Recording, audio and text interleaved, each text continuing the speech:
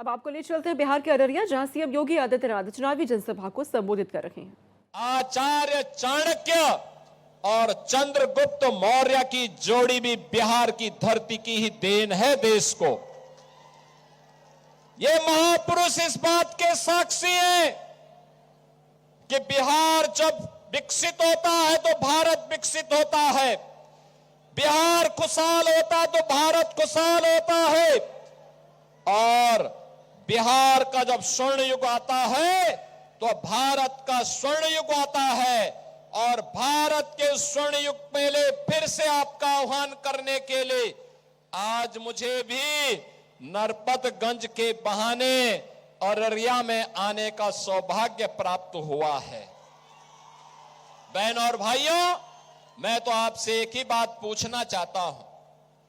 जो बिहार दुनिया को ज्ञान देता था, नालंदा जैसा विश्वविद्यालय देता था, जिस बिहार ने दुनिया को ज्ञान दिया, उस बिहार में निरक्षरता क्यों बढ़ गई? कौन इसका अपराधी है? जो बिहार शांति और भक्ति की धरती थी, आखिर उस बिहार में जंगल राज क्यों आ गया? इसके लिए कोई अपराधी है तो कांग्रेस और आरजेडी बराबर की अपराधी है, बराबर की अपराधी है। बहन और भाइयों, इन्होंने यहां के समाज को बांटा, जाति को जाति से लड़ाया, और फिर इसके बाद जातीय सेनाएं खड़ी करके पूरे समाज को बांट करके खानदानी माफिया को बिहार के अंदर अराजकता पैदा करने की पूरी छूट दे दी। परिणाम सबके सामने है। बिहार अपनी पहचान के लिए मोहताज हो गया। नौजवान की रोजगार चली गई, अन्नदाता किसान भूखमरी के कगार पर पहुंच गया। सरकारी खजाने पर लूट मचाए थे और बिहार पिछड़ता गया, बीमारू हो गया। भारत का स्वर्ण युग देने वाला बिहार बीमारू हो गया।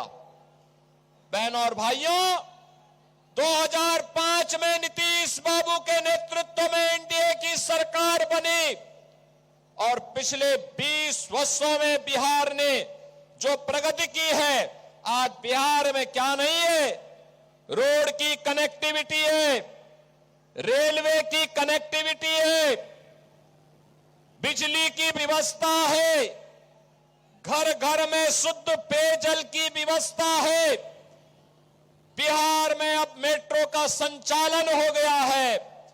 बिहार में अब एनआईटी है, आईआईटी है, एम्स है, आईएम है, मेडिकल कॉलेज और इंजीनियरिंग कॉलेजेस की एक लंबी श्रृंखला आज बिहार के अंदर है, जो समृद्ध बिहार बनाने के लिए सुशासन की सुदृढ़ नींव पर एक मजबूत आधार खड़ी हो चुकी है। और बहनों और भाइयों, आपने देखा होगा मोदी जी के नेतृत्व में पिछले 11 वर्ष के अंदर